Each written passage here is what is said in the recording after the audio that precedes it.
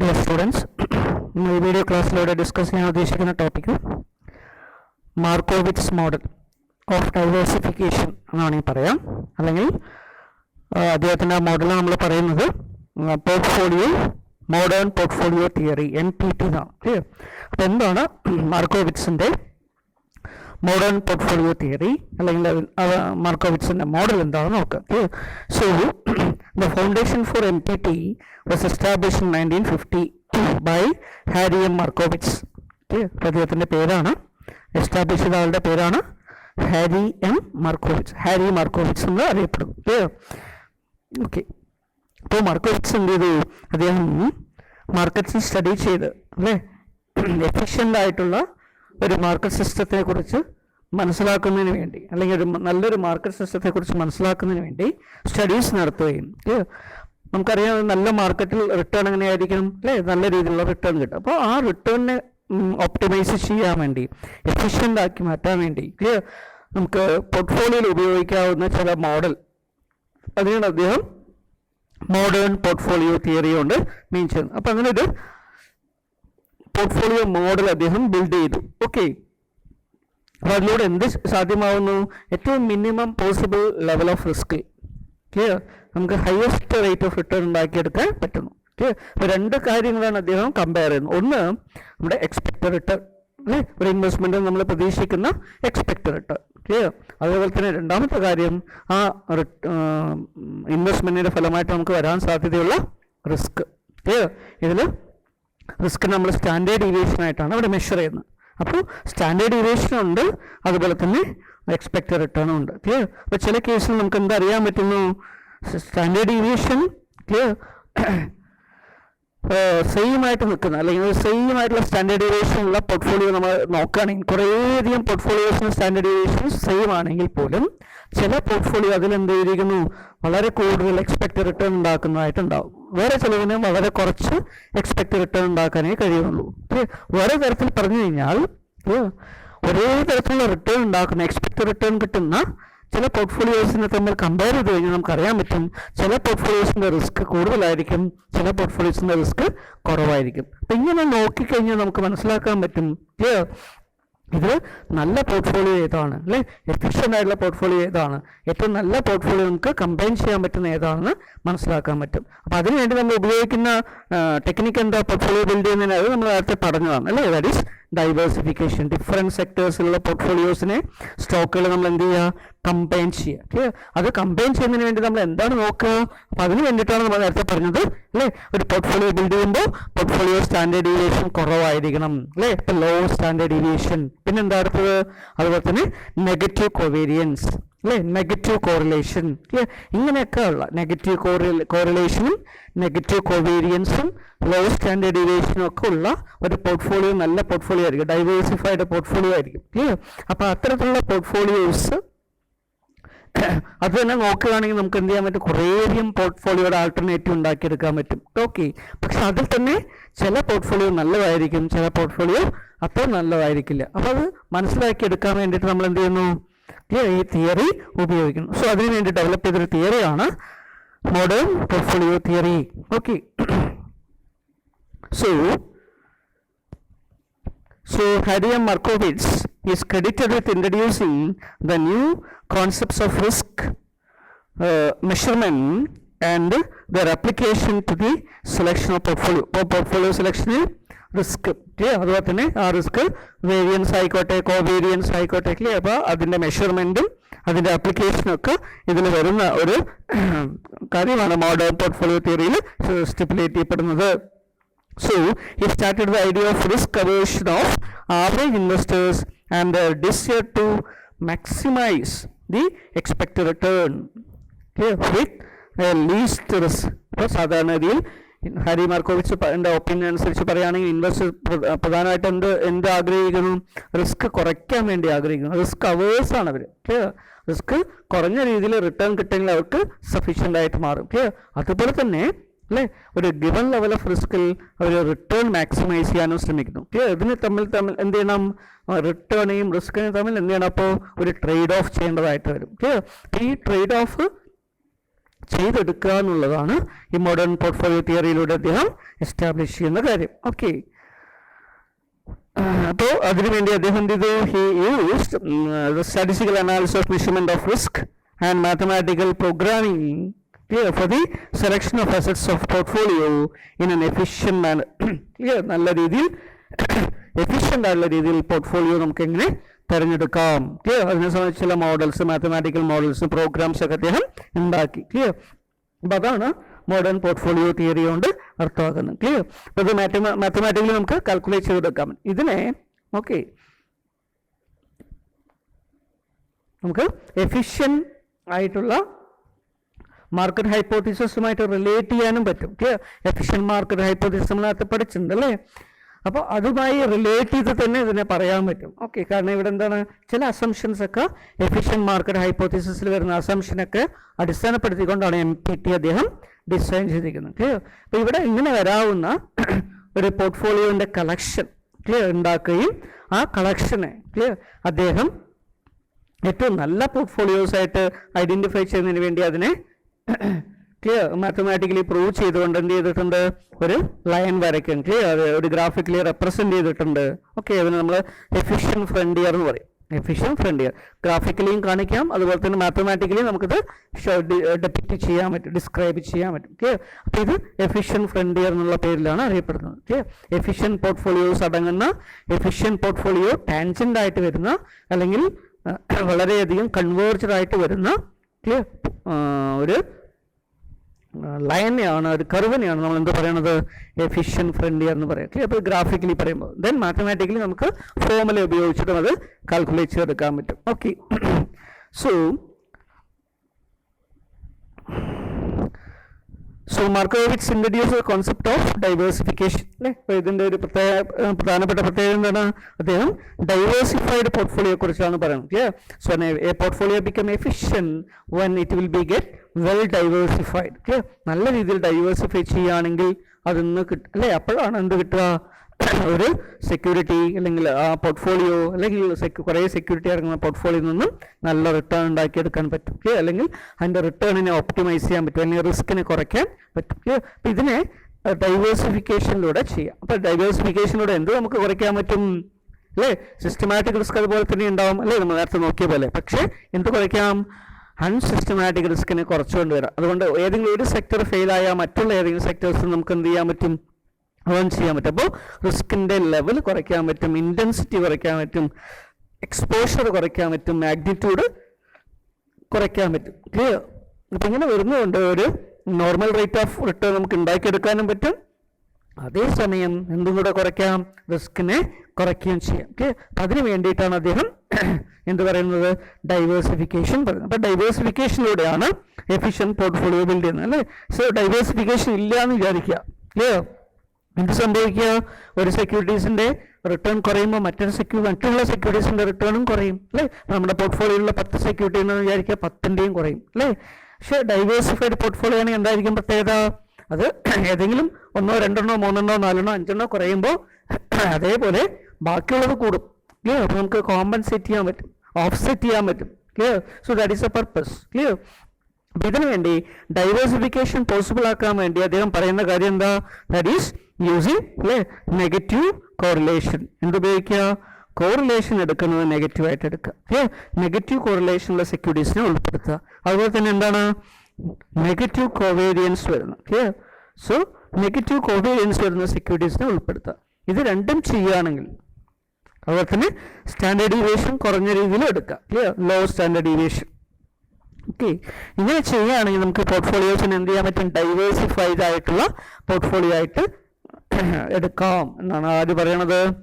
മാർക്കോവിറ്റ്സ് പറയുന്നത്. ക്ലിയർ? അപ്പം അങ്ങനെ മാർക്കോവിറ്റ്സ് എടുക്കുന്ന ഡൈവേഴ്സിഫൈഡ് പോർട്ട്ഫോളിയോയുടെ ഫലമായി നമുക്കൊരു എഫിഷ്യൻറ്റ് പോർട്ട്ഫോളിയോ ക്രിയേറ്റ് ചെയ്യാൻ പറ്റും, അല്ലെങ്കിൽ എഫിഷ്യൻറ്റ് പോർട്ട്ഫോളിയോയിൽ ഇൻവെസ്റ്റ് ചെയ്യാൻ പറ്റും. അതിലൂടെ എഫിഷ്യൻ്റ് ആയിട്ടുള്ള, ഒപ്റ്റിമം ആയിട്ടുള്ള, ഒരു ഹയസ്റ്റ് ആയിട്ടുള്ള, ബെസ്റ്റ് പോസിബിൾ ആയിട്ടുള്ള ഒരു റിട്ടേൺ, ക്ലിയർ, ഒരു ഗിവൻ ലെവൽ ഓഫ് റിസ്ക് ടോളറൻസിൽ നമുക്ക് എടുക്കാൻ പറ്റും. ക്ലിയർ? സാധാരണഗതിയിൽ റിസ്ക് ഏറ്റെടുക്കാൻ പറ്റാത്ത ആളുകളെ നമ്മൾ അല്ലേ എന്താ പറയുന്നത്? നമ്മൾ സാധാരണ റിസ്ക് അല്ലേ അവേഴ്സ് ഇൻവെസ്റ്റേഴ്സാണ്, risk aversion. Clear? Complete risk aversion ഉണ്ട് അല്ലേ? റിസ്ക് ഫ്രീ ഉണ്ടാവും. അവർ തീരെ റിസ്ക് ഏറ്റെടുക്കാൻ പറ്റാത്ത ആൾക്കാണ്. അവർക്ക് എന്താണ് നല്ലത്? റിസ്ക് ഫ്രീ സെക്യൂരിറ്റീസിലെ ഇൻവെസ്റ്റ്മെന്റ് ആണ്. ഗവൺമെന്റ് സെക്യൂരിറ്റീസിലോ ഗവൺമെന്റ് ബോണ്ടുകളിലോ അല്ലെ റിലേറ്റഡ് ആയുള്ള സെക്യൂരിറ്റീസിലൊക്കെ ഇൻവെസ്റ്റ് ചെയ്യുന്നതായിരിക്കും നല്ലത്. കുറച്ചെങ്കിലും റിസ്ക് ഏറ്റെടുക്കാൻ പറയുന്ന ആളുകൾക്ക് അതിനനുസരിച്ച് കൊടുക്കും. നമ്മൾ നേരത്തെ അസറ്റിന്റെ മിക്സ് ഒക്കെ നമ്മൾ നോക്കണ്ട അല്ലേ? അസറ്റ്സിന്റെ റിസ്ക് എക്സ്പോഷറിനെ കുറിച്ചൊക്കെ നോക്കുന്നത് അല്ലേ? അപ്പോൾ ഹൈലി റിസ്ക് ഉള്ളതുണ്ട്, റിസ്ക് കുറയും അല്ലേ? ഏറ്റവും ഹൈലി റിസ്ക് ആയിട്ടുള്ള പോർട്ട്ഫോളിയോ ഏതാ അല്ലെങ്കിൽ സെക്യൂരിറ്റി ഏതാ? ഇക്വിറ്റി ഷെയർസ് അല്ലെങ്കിൽ ഇക്വിറ്റി ഇൻസ്ട്രുമെന്റ്സ് ആണ് അല്ലേ? അതുപോലെ തന്നെ ഏറ്റവും ലോവസ്റ്റ് ആയിട്ടുള്ള റിസ്ക് ഫ്രീ ആയിട്ട് വരുന്നത് ഗവൺമെന്റ് സെക്യൂരിറ്റീസും ഗവൺമെന്റ് ബോണ്ട്സ് ഒക്കെയാണ്. അതുപോലെ മറ്റുള്ള സെക്യൂരിറ്റീസ് നമുക്ക് അതിൻ്റെ ഇടയിലേക്ക് കാറ്റഗറൈസ് ചെയ്യാൻ പറ്റും. ഇതെല്ലാം നമ്മൾ നേരത്തെ പോർട്ട്ഫോളിയോന്റെ ഇൻട്രഡക്ഷൻ ചാപ്റ്ററിൽ നോക്കിയതാണ്. എനിവേ ഇപ്പോൾ റിസ്ക് ഏറ്റെടുക്കാനുള്ള ഇൻവെസ്റ്റേഴ്സിന് ഒരു എബിലിറ്റി ഉണ്ട്. അതിന് നമ്മൾ എന്ത് പറയുന്നു? റിസ്ക് ടോളറൻസ് എന്ന് പറയും. Risk tolerance.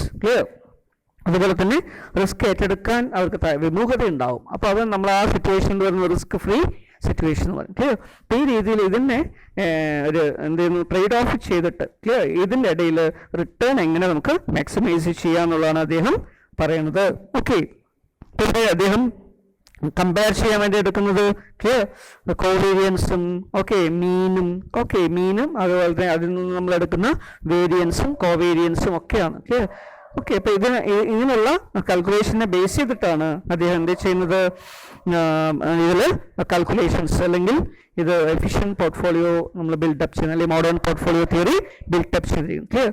അപ്പോൾ ഇതിന് നമ്മൾ റിസ്ക് ടു റിവാർഡ് എന്നാണ് പറയുക. റിസ്ക് റിവാർഡ് റേഷ്യോ അല്ലെങ്കിൽ റിസ്ക് റിവാർഡ് ഔട്ട്കം എന്നൊക്കെ നമ്മൾ പറയും. അപ്പോൾ റിസ്ക് റിവാർഡിന്റെ നേച്ചർ അനുസരിച്ച് ഒരു റിസ്ക് ഏറ്റെടുക്കുന്നതിന് വേണ്ടി നമുക്ക് എന്ത് റിവാർഡ് കിട്ടുന്നു? റിസ്ക് റിവാർഡ് ലെവൽ എന്താണ്? റിസ്ക് റിവാർഡ് റേഷ്യോ എന്താണ്? അപ്പോൾ ഇങ്ങനെയുള്ള റേഷ്യോ നമ്മൾ കാൽക്കുലേറ്റ് ചെയ്ത് അതിനനുസരിച്ച് നമുക്ക് ഇതിനെ എന്ത് ചെയ്യാൻ പറ്റും? തിയററ്റൈസ് ചെയ്യാൻ പറ്റും. അപ്പോൾ അങ്ങനെ ഒരു തിയറിയാണ് അദ്ദേഹം ബിൽഡപ്പ് ചെയ്തത്. അപ്പോൾ അതിന് വേണ്ടി എന്ത് ചെയ്തിട്ടുണ്ട്? നമ്മൾ സാധാരണ അതിൽ ഉപയോഗിക്കുന്നത് ഷാർപ്പെ റേഷ്യോ എന്ന് പറയും. റിസ്ക് റിവാർഡ് റേഷ്യോ ഒക്കെ കാൽക്കുലേറ്റ് ചെയ്യാൻ വേണ്ടി വില്യം ഷാർപ്പെ കോൺട്രിബ്യൂട്ട് ചെയ്ത റേഷ്യോ ആണ്. അപ്പോൾ അതൊക്കെ കാൽക്കുലേറ്റ് ചെയ്യാം. അതുപോലെ റിലേറ്റഡ് ആയിട്ടുള്ള വേറെയും കാൽക്കുലേഷൻ ഉണ്ട്. അപ്പോൾ ഇതെല്ലാം നോക്കിയിട്ട് എന്ത് ചെയ്യുന്നു? ഒരു ഗിവൺ ലെവൽ ഓഫ് റിസ്കിൽ ഏറ്റവും ഹയസ്റ്റ് റിട്ടേൺ ഉണ്ടാകുന്ന ഏത് പോർട്ട്ഫോളിയോ ആണ് നോക്കുന്നു. അല്ലെങ്കിലോ നമുക്ക് ഒരു പോർട്ട്ഫോളിയോ റിട്ടേൺ കിട്ടുന്ന അല്ലേ, നമ്മൾ എക്സ്പെക്ട് ചെയ്യുന്ന ഒരു പോർട്ട്ഫോളിയോ റിട്ടേൺ ഉണ്ടെങ്കിൽ അതിൽ ഏറ്റവും ലീസ്റ്റ് ആയിട്ട് വരുന്ന റിസ്ക് ഉള്ള പോർട്ട്ഫോളിയോ ഏതാണെന്ന് നോക്കണം. ഇനി കുറേയധികം പോർട്ട്ഫോളിയോന്റെ കോമ്പിനേഷൻ ഉണ്ടാക്കുകയും ആ കോമ്പിനേഷൻസിൽ നിന്നും എന്ത് ചെയ്യുന്നു? ആവശ്യമായിട്ടുള്ള രീതിയിൽ നമ്മൾ റിസ്കിന്റെയും റിട്ടേണിന്റെയും നേച്ചർ അനുസരിച്ച് റിസ്ക് റിവാർഡിന്റെ ലെവൽ അനുസരിച്ച് റിസ്ക് റിവാർഡ് റേഷ്യോ അനുസരിച്ച് ഏറ്റവും ഓപ്റ്റിമം ആയിട്ടുള്ള ഒരു പോർട്ട്ഫോളിയോ മിക്സ് സെലക്ട് ചെയ്യുക. ഇതാണ് അദ്ദേഹത്തിന്റെ മോഡേൺ പോർട്ട്ഫോളിയോ തിയറിയിൽ പറയുന്ന പ്രധാനപ്പെട്ട കാര്യം. So this is statistical terms called variance and covariance. അപ്പോൾ covariance ഉപയോഗിച്ചിട്ടാണ് നമ്മൾ ഇതൊക്കെ ചെയ്യുന്നത്. Then the qualification of risk and the need for optimization of return with lower risk are contributions of Markowitz. And this led to what is called as a modern portfolio theory. ഇങ്ങനെ ഒരു given rate of return കിട്ടുന്നതിന് വേണ്ടി ഏറ്റവും least ആയിട്ടുള്ള ഏറ്റവും കുറഞ്ഞ തരത്തിലുള്ള risk വരുന്ന പോർട്ട്ഫോളിയോ ഏതാണെന്ന് ഐഡന്റിഫൈ ചെയ്യാൻ പറ്റുന്നതുകൊണ്ട് അതല്ലെങ്കിൽ ഒരു പർട്ടിക്കുലർ ഗിവൻ റിസ്ക് ടോളറൻസിൽ നിന്നുകൊണ്ട് ഏറ്റവും ഹയസ്റ്റ് റിട്ടേൺ കിട്ടുന്ന പോർട്ട്ഫോളിയോ ഏതാണെന്ന് ഐഡന്റിഫൈ ചെയ്യാൻ പറ്റുന്നതുകൊണ്ട് ഇത് ഒരു മോഡേൺ പോർട്ട്ഫോളിയോ തിയറി ആയിട്ട് അദ്ദേഹം ഡിവൈസ് ചെയ്യാണ് ഉണ്ടായത്. Then the emphasis of this theory is a trade-off between risk and return. ഇവിടെ എന്ത് ചെയ്യുന്നു? റിസ്കിനും റിട്ടേണും തമ്മിൽ നമ്മളൊരു ട്രേഡ് ഓഫ് ചെയ്യുന്നു. കാരണം ഏറ്റവും റിസ്ക് കുറയും നമുക്ക് റിട്ടേണും കുറയും. ഏറ്റവും കൂടുതൽ റിസ്ക് ഏറ്റെടുക്കാൻ നമുക്ക് കഴിയില്ല. അപ്പോൾ നമ്മൾ എന്ത് ചെയ്യണം? We need to make a balance between risk and return അല്ലേ? അപ്പോൾ അത്തരത്തിലൊരു ട്രേഡ് ഓഫ് ഒരു ഓപ്റ്റിമൈസേഷൻ ചെയ്യുക എന്നുള്ളതാണ് ഇതുകൊണ്ട് ഉദ്ദേശിക്കുന്നത്. So Harry Markowitz model HM model എന്ന് കൂടെ അതിനെ പറയാം. Also known as mean variance model. ഇതിലെന്തുകൊണ്ട് പറയാണ്ട് മീൻ വേരിയൻസ് മോഡൽ. സോ എന്തുകൊണ്ട് മീൻ വേരിയൻസ് മോഡൽസ്? നമ്മളിവിടെ മീൻ റിട്ടേൺ ആണ് എടുക്കുക. റിട്ടേണിന്റെ അരിത്തമെറ്റിക് മീൻ കാൽക്കുലേറ്റ് ചെയ്യുന്നു. അതുപോലെ തന്നെ എന്ത് ചെയ്യുന്നു? അതിന്റെ ഡീവിയേഷൻ എടുത്ത് വേരിയൻസ് കാൽക്കുലേറ്റ് ചെയ്യുന്നു. അപ്പൊ ഇതിനെ രണ്ടിനെയും കമ്പയർ ചെയ്തിട്ടാണ് നമ്മൾ ഈ മോഡൽ ബിൽഡപ്പ് ചെയ്തിരിക്കുന്നത്. അതുകൊണ്ട് ഇതിനെന്ത് പറയുന്നു? Mean variance model. So because it is based on the expected return that is mean clear and the standard deviation that is a variance clear. ഇതിനെ രണ്ടിനും ബേസ് ചെയ്തിട്ടാണ് ക്ലിയർ. അപ്പോൾ നമ്മൾ ഗ്രാഫിക്കലി കാണിക്കുകയാണെങ്കിൽ നമ്മൾ നേരത്തെ ലൈനൊക്കെ വരച്ചു അല്ലേ, ദാറ്റ് ഈസ് റിട്ടേൺ. ഇവിടെ നമ്മൾ എക്സ്പെക്റ്റഡ് റിട്ടേൺ ആണ് കൊടുക്കുക ക്ലിയർ, ER ക്ലിയർ. ഇവിടെ നമ്മൾ എന്ത് കൊടുക്കുന്നു, റിസ്ക് കൊടുക്കുന്നു. റിസ്കിനെ പറയുന്നത് ഇവിടെ എന്താണ്, സ്റ്റാൻഡേർഡ് ഡീവിയേഷൻ ആണ് ക്ലിയർ. സോ എക്സ് ആക്സസിൽ നമ്മൾ എന്ത് ചെയ്യുന്നു, സ്റ്റാൻഡേർഡ് ഡീവിയേഷൻ കൊടുക്കുന്നു, വൈ ആക്സസിൽ എക്സ്പെക്റ്റഡ് റിട്ടേൺ ആണ് കൊടുക്കുക ക്ലിയർ. ഇങ്ങനെ എടുത്തിട്ട് നമ്മൾ എന്ത് ചെയ്യുന്നു, നമുക്കറിയാം ഇത് 0 ലെവലാണ് അല്ലേ. ഏതോ ഒരു പർട്ടിക്കുലർ ലെവലിൽ നമുക്ക് റിസ്ക് ഫ്രീ ആയിട്ട് റിട്ടേൺ കിട്ടും. സേ ഫോർ എക്സാമ്പിൾ 6% നമുക്ക് ഗവൺമെന്റ് ബോണ്ടിൽ നിന്ന് കിട്ടുമെന്ന് വിചാരിക്കും. അത് നമ്മൾ എന്ത് പറയും, risk free rate of return എന്ന് പറയും അല്ലേ. അപ്പോൾ ഇതിന് ശേഷമാണ് നമ്മൾ റിസ്ക് ഏറ്റെടുക്കുമ്പോഴും റിട്ടേൺ ഇതിനേക്കാളും കൂടും. അതുകൊണ്ട് നമ്മൾ ഈ പോയിന്റിൽ നിന്ന് എന്ത് ചെയ്യും, ഒരു ലൈൻ വരയ്ക്കാറുണ്ട് അല്ലേ. ഇതിന് നമ്മൾ capital market line CML SML ഒക്കെ നേരത്തെ നമ്മൾ പഠിച്ചിട്ടുണ്ട് അല്ലേ. അപ്പോൾ ഒരു CML നമുക്ക് ഡ്രോ ചെയ്യാൻ പറ്റും ക്യാപിറ്റൽ മാർക്കറ്റ് ലൈൻ. അപ്പോൾ ഇതിന് different combination of risk return ഒക്കെ നമുക്ക് ഉണ്ടാക്കിയെടുക്കാൻ പറ്റുന്നൊക്കെ നമ്മൾ നേരത്തെ പഠിച്ചിട്ടുണ്ട്. അപ്പം ഇങ്ങനെ ഒരു CML കോൺസെപ്റ്റിൽ നമ്മൾ എടുത്ത് നോക്കുകയാണെങ്കിൽ നമുക്ക് എന്ത് മനസ്സിലാക്കാൻ പറ്റും, എക്സ്പെക്റ്റഡ് റിട്ടേണിനെ അടിസ്ഥാനപ്പെടുത്തി എക്സ്പെക്റ്റഡ് റിട്ടേൺ അതുപോലെ തന്നെ സ്റ്റാൻഡേർഡ് ഡീവിയേഷൻ ഇതിനെ രണ്ടിനെ അടിസ്ഥാനപ്പെടുത്തിക്കൊണ്ട് നമുക്ക് എന്ത് ചെയ്യാം, ഡിഫറെൻറ്റ് കോമ്പിനേഷൻ ഓഫ് പോർട്ട്ഫോളിയോസ് അത് നോക്കുകയും അതിൽ ഏറ്റവും നല്ല പോർട്ട്ഫോളിയോ ഏതാണെന്ന് നമുക്ക് മനസ്സിലാക്കാനും പറ്റും.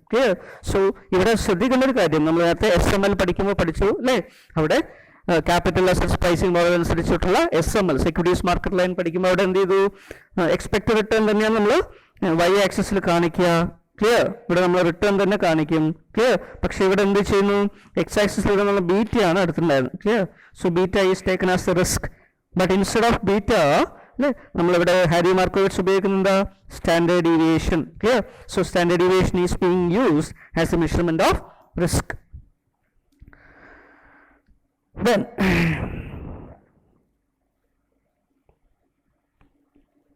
so അദ്ദേഹത്തിന്റെ തിയറിയാണ് നമ്മളിവിടെ നോക്കിയത് clear. So it helps to make the most efficient selection by analysing various portfolios of the given assets clear. So it shows the investors how to reduce the risk clear in case they choose an asset not moving together clear. അപ്പോൾ not moving together എന്താ, ചില assets നമ്മൾ നോക്കുക. For example A ഉണ്ട്, B ഉണ്ട്, C ഉണ്ട് എന്ന് വിചാരിക്കുക. A കുറയുമ്പോൾ Bയും കുറയുന്നു വിചാരിക്കുക, Cയും കുറയുന്നു വിചാരിക്കുക. ഇതെന്താണ്, മൂവിങ് ടുഗദർ ആണ് ക്ലിയർ. അതുപോലെ A കൂടുമ്പോൾ Bയും കൂടും, അതുപോലെ തന്നെ A കൂടുമ്പോൾ Bയും കൂടും, Cയും കൂടും, ഒക്കെ കൂടും ക്ലിയർ. ഇതിൻ്റെ അർത്ഥം എന്താ, ഏതെങ്കിലും ഒരു സെക്യൂരിറ്റി കുറയുന്ന സമയത്ത് എല്ലാം കുറഞ്ഞു പോകും ക്ലിയർ. അപ്പോൾ അത് ഒഴിവാക്കണേ എന്ത് ചെയ്യണം, not moving together clear. So we should select those stock having not moving to, say for example A reduce ചെയ്യുമ്പോൾ B എന്ത് ചെയ്യും, ഇൻക്രീസ് ചെയ്യും ക്ലിയർ. C ചിലപ്പോൾ എന്ത് ചെയ്യും, ഇൻക്രീസ് ചെയ്യും ക്ലിയർ. അല്ലെങ്കിൽ C റെഡ്യൂസ് ചെയ്യുമ്പോൾ A എന്ത് ചെയ്യും, ഇൻക്രീസ് ചെയ്യും, B എന്ത് ചെയ്യും, ഇൻക്രീസ് ചെയ്യും ക്ലിയർ. ഇങ്ങനെയൊക്കെ വരാവുന്ന ഡിഫറെൻ്റ് ആയിട്ട് ഡയറക്ഷനിൽ മൂവ് ചെയ്യുന്ന, ഓപ്പോസിറ്റ് ഡയറക്ഷനിൽ മൂവ് ചെയ്യുന്ന, അതിനെയാണ് നമ്മൾ നെഗറ്റീവ് കോറിലേഷൻ എന്ന് പറയാം അല്ലേ. അപ്പോൾ അത്തരത്തിലുള്ള സെക്യൂരിറ്റീസിനെ ഉൾപ്പെടുത്തിക്കൊണ്ടാണ് എന്ത് ചെയ്യുന്നത്, നമ്മൾ ഡൈവേഴ്സിഫിക്കേഷൻ സാധ്യമാക്കുന്നത്, ഇത്തരത്തിൽ റിട്ടേൺ ഓപ്റ്റിമൈസ് ചെയ്യുകയും ചെയ്യുന്നത് clear. So what are the assumptions under this theory, MPTയുടെ assumptions എന്തൊക്കെയാണ് clear. So assumptions.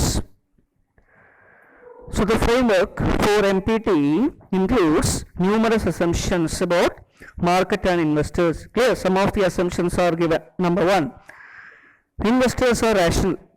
Investors are എങ്ങനെയുള്ളതാണ്, rational ആണ്. So they seek maximization of return while minimizing risk clear.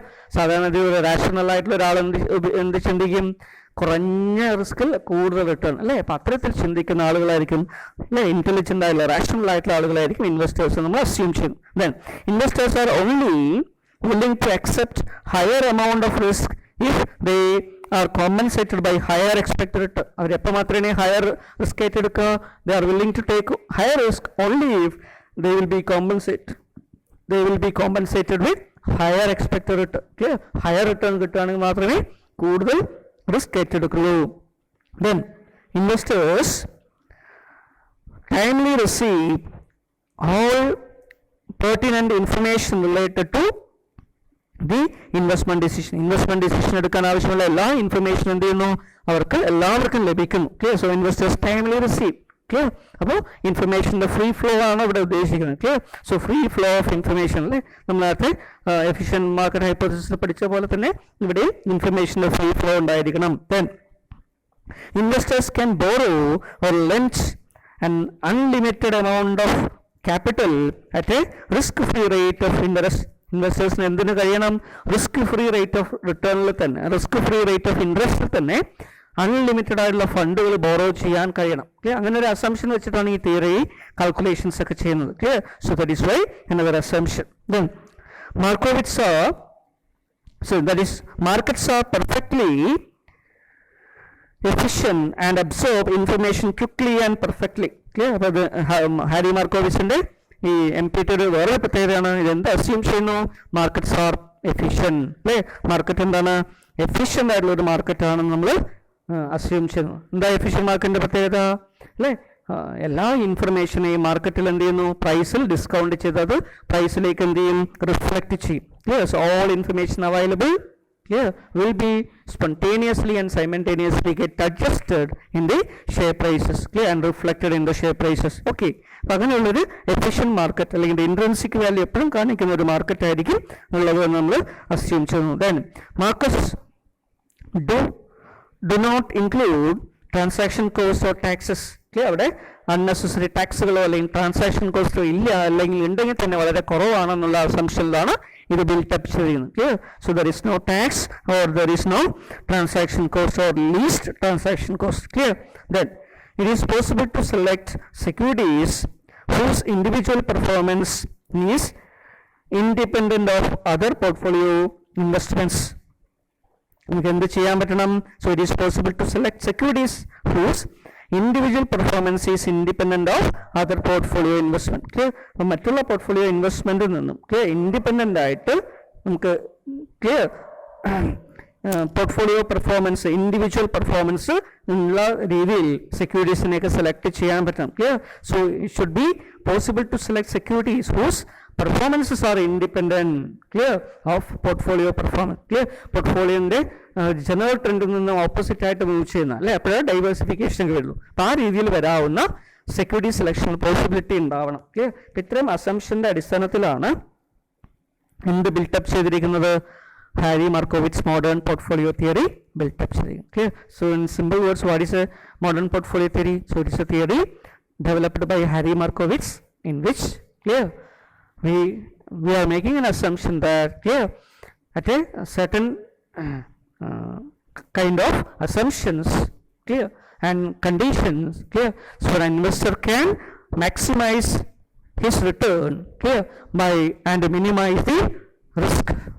ഒരു ഗിവൺ പോസിബിൾ റിസ്കിന് വളരെ കൂടുതൽ return അല്ലെങ്കിൽ maximisation of return ഉണ്ടാക്കിയെടുക്കാൻ കഴിയും. അല്ലെങ്കിൽ ഒരു പർട്ടിക്കുലർ ലെവൽ ഓഫ് റിസ്കിൽ അല്ലെങ്കിൽ ഒരു പർട്ടിക്കുലർ ലെവൽ ഓഫ് റിട്ടേൺ കിട്ടുന്നതിന് വേണ്ടി ഏറ്റവും ലീസ്റ്റ് ലെവലായിട്ടുള്ള ഒരു സെക്യൂരിറ്റി അല്ലെങ്കിൽ പോർട്ട്ഫോളിയോ ഐഡന്റിഫൈ ചെയ്യാൻ പറ്റും. അതിനുവേണ്ടി എന്ത് ചെയ്യുന്നു?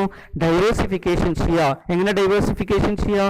ക്രോസ് ഡൈവേഴ്സിഫിക്കേഷൻ അല്ലെ, നെഗറ്റീവ് ആയിട്ടുള്ള നെഗറ്റീവ് കോറിലേഷൻ വരുന്ന, നെഗറ്റീവ് കോവേരിയൻസ് വരുന്ന, ഓപ്പോസിറ്റ് ഡയറക്ഷനിൽ മൂവ് ചെയ്യുന്ന അങ്ങനെയുള്ള സെക്യൂരിറ്റീസിനെ ഉൾപ്പെടുത്തുക.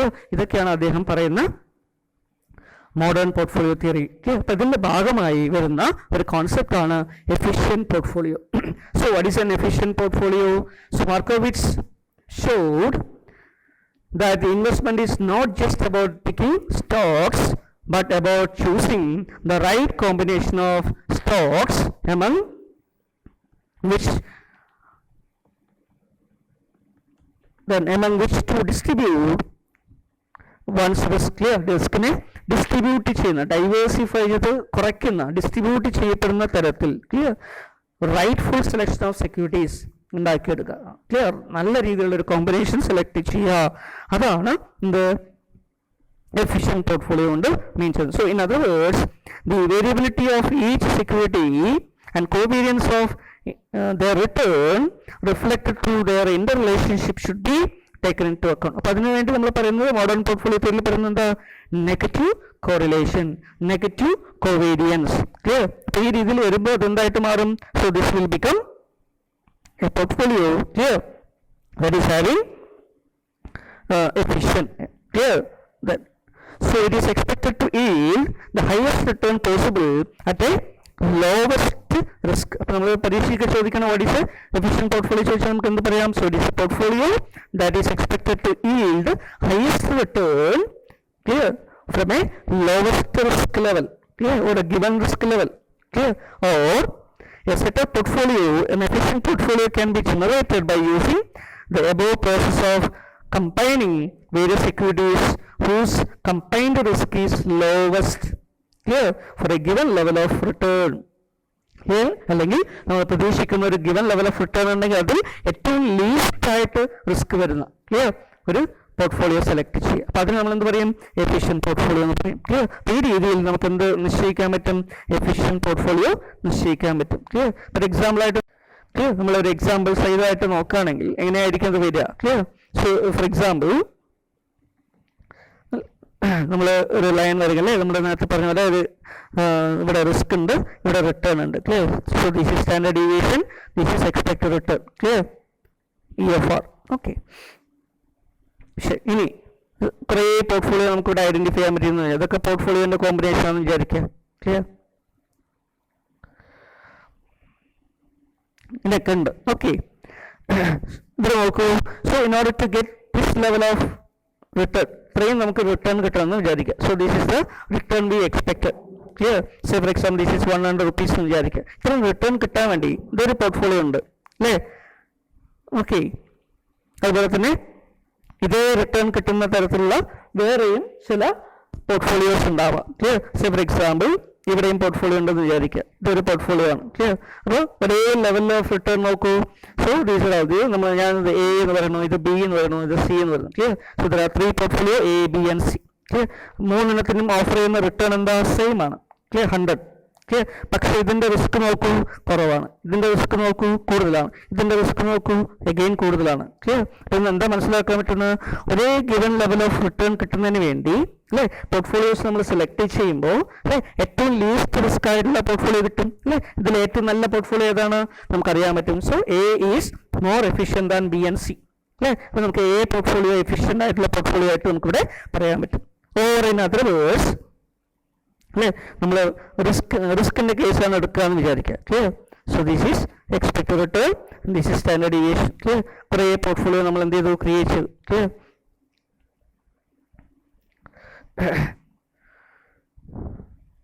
സോ ഇപ്പോൾ നമുക്ക് റിട്ടേണിൻ്റെയും അതുപോലെ റിസ്കിൻ്റെയും കുറേ കോമ്പിനേഷൻ ഉണ്ടെന്ന് വിചാരിക്കുക. ക്ലിയർ. സോ നമുക്കിവിടെ നമ്മൾ ഏറ്റെടുക്കുന്ന റിസ്കിൻ്റെ ലെവൽ ഇതാണെന്ന് വിചാരിക്കുക. ക്ലിയർ. ഇതൊരു പോർട്ട്ഫോളിയോ ആണ്. ഇത് എ ആണ്, ഇത് ബി ആണ്. ക്ലിയർ. ഇത് സി ആണ് എന്ന് വിചാരിക്കുക. ക്ലിയർ.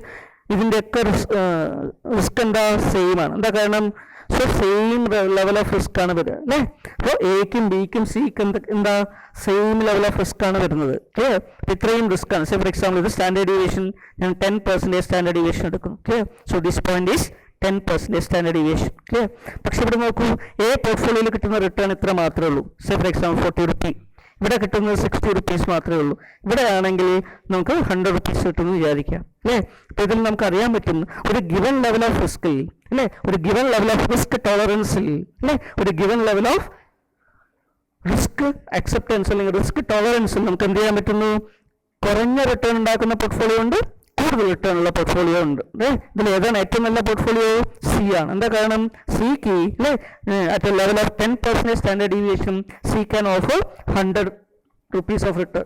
ക്ലിയർ. അല്ലെങ്കിൽ ഇനി പെർസെൻറ്റേജ് രൂപത്തിൽ നമ്മൾ സ്റ്റേറ്റ് ചെയ്യുകയാണെങ്കിൽ ക്ലിയർ 30% ആണെന്ന് വിചാരിക്കുക. സോ ദിസ് ഈസ് 30% ഉണ്ടാക്കാൻ പറ്റും. ഇവിടെ 20% ഉണ്ടാക്കാൻ പറ്റും, ഇവിടെ 10% ഉണ്ടാക്കാൻ പറ്റും. ക്ലിയർ. ഇങ്ങനെ നമുക്ക് എന്ത് ചെയ്യാൻ പറ്റും? ഇവിടെ C is better than B and A എന്ന് നമുക്ക് പറയേണ്ടി വരും. ക്ലിയർ. ഇങ്ങനെ നമുക്ക് എന്ത് ചെയ്യാം? ഒരു റിസ്കിൻ്റെ ലെവൽ വെച്ചിട്ടും റിട്ടേണിൻ്റെ ലെവൽ വെച്ചിട്ടും എന്ത് ചെയ്യാൻ പറ്റും?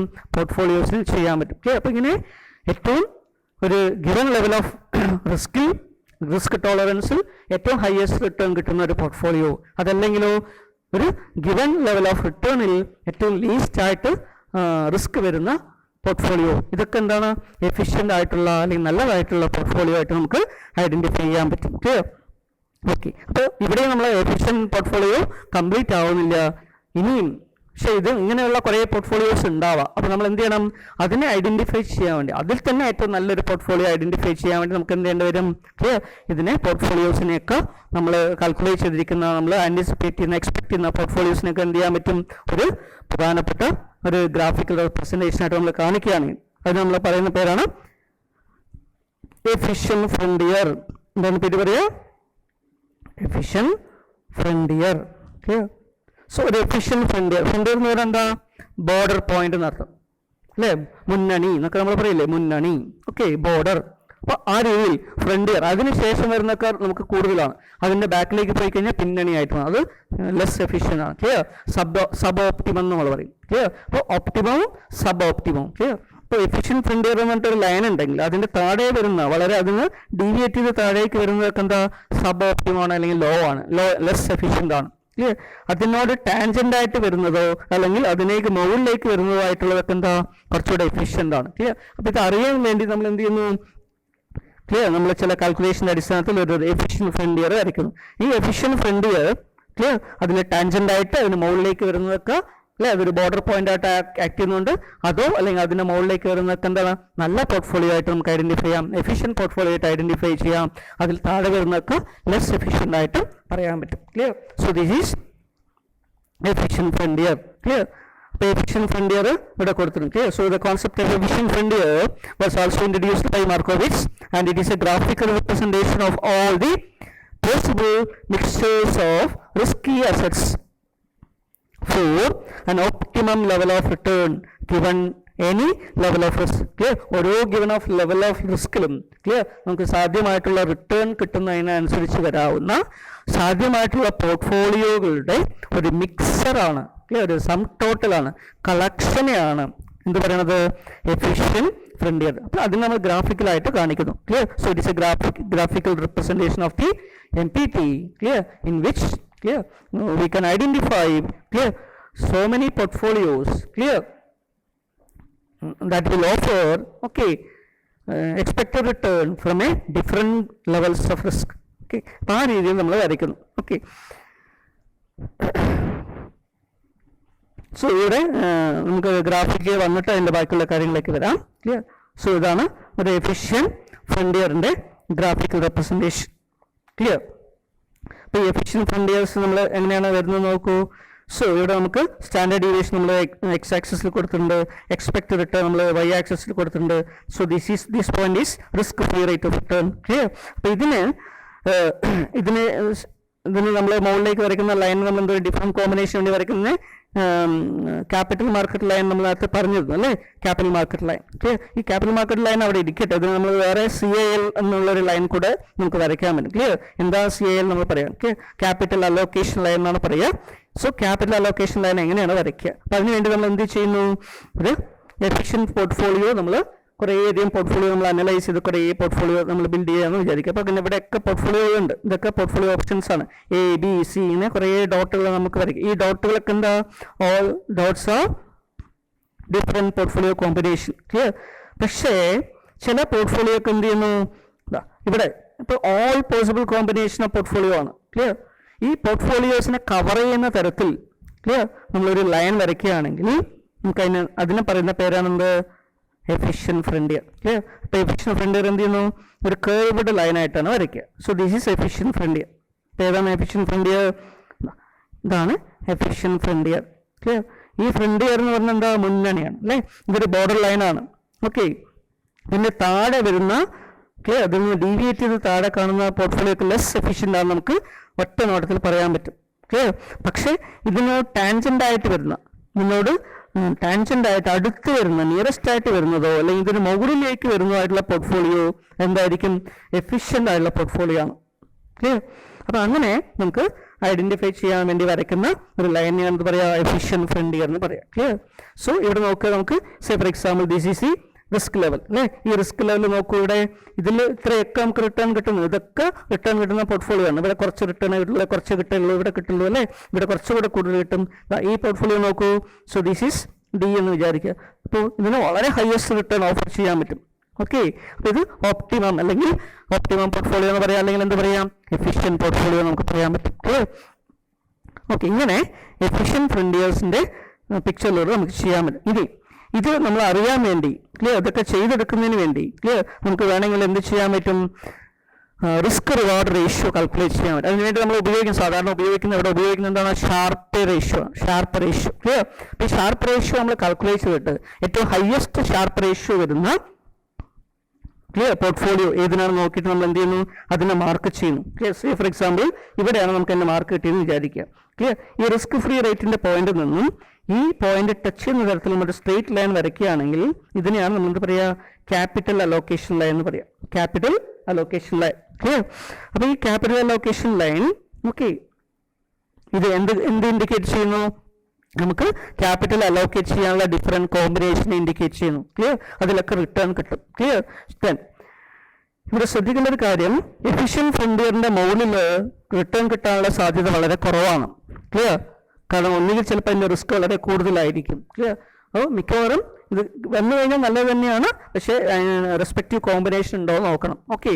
അപ്പോൾ റിസ്ക് റിവാർഡ് അനുസരിച്ച് ഏറ്റവും ബെസ്റ്റ് ആയിട്ട് വരുന്ന കോമ്പിനേഷൻ ഒന്നുകിൽ എഫിഷ്യൻറ്റ് ഫ്രണ്ടിയറിന് ടാൻജൻ്റ് ആയിട്ട് വരും. ക്ലിയർ. അല്ലെങ്കിൽ അതിനോട് തൊട്ട് മുകളിലായിട്ട് വരും. ക്ലിയർ. അപ്പോൾ ഈ രീതിയിൽ നമുക്ക് പോർട്ട്ഫോളിയോസിന് എന്ത് ചെയ്യാൻ പറ്റും, ഐഡൻറ്റിഫൈ ചെയ്യാൻ പറ്റും. Clear. So this is tangent portfolio. ഇങ്ങനെ ഏത് പോർട്ട്ഫോളിയോ ആണോ ക്ലിയർ ഷാർപ്പ് റേഷ്യോ വളരെ കൂടുതലായിട്ട് വരുന്നത്, അല്ലെങ്കിൽ ഏറ്റവും ലീസ്റ്റ് റിസ്കിൽ ഏറ്റവും ഹയസ്റ്റ് റിട്ടേൺ ഉണ്ടാക്കിയെടുക്കാൻ പറ്റുന്നത്, ക്ലിയർ റിസ്ക് റിവാർഡ് റേഷ്യോ വളരെ കൂടുതലായിട്ട് വരുന്നത്, അതിനെ ടാൻജന്റ് പോർട്ട്ഫോളിയോ എന്ന് പറയും. അത് തന്നെ നമുക്ക് വേണമെങ്കിൽ എഫിഷ്യൻറ്റ് പോർട്ട്ഫോളിയോ ആയിട്ട് എടുക്കാം. ക്ലിയർ. അത് തന്നെയാണ് എഫിഷ്യൻറ്റ് പോർട്ട്ഫോളിയോ.